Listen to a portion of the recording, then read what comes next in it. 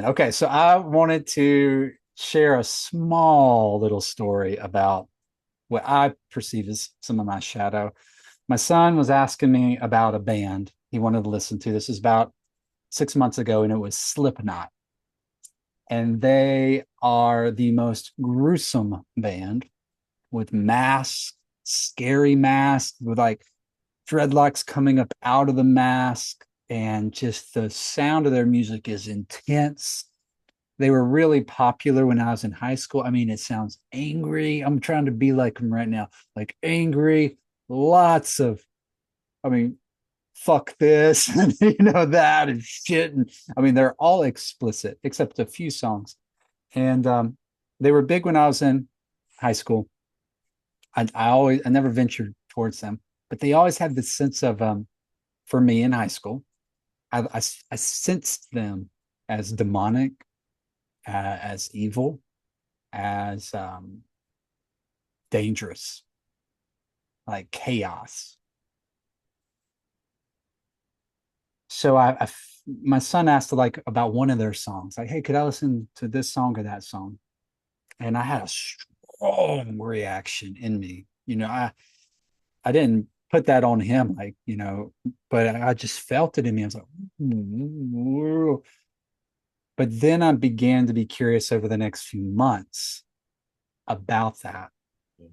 Um, and so I started watching documentaries about that band, noticing like what felt uncomfortable to me.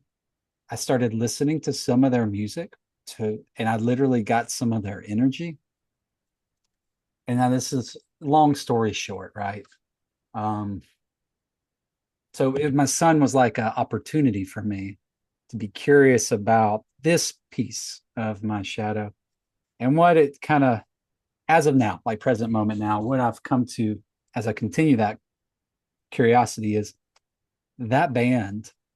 I mean, they can be very gory. They can be very um, explicit. But one thing uh, uh, that can't be argued is they are incredibly bold and intense.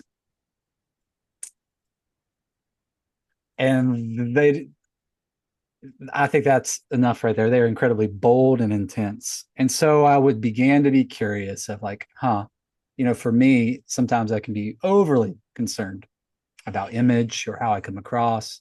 And I just thought, man, is there something here about this band? Like their energy, their sound are they offering me like a little bit of gift? Like, hey, Matthew, you have some boldness and some intenseness, and let's let's revive that.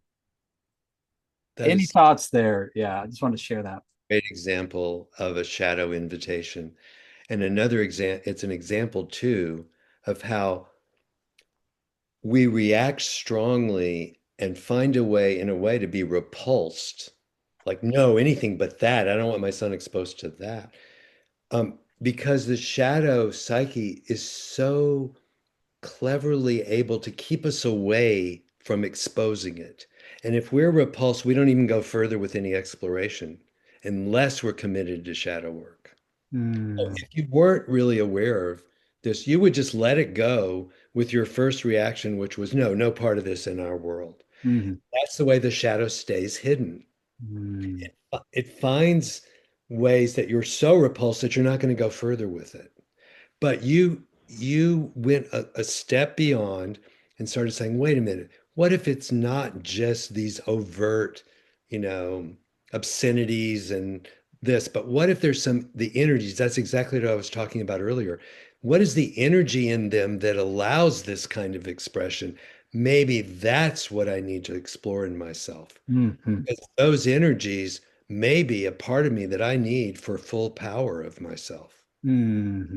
And you That's begin to do that work. That's shadow work, what you started to do. Thank you, Glenn.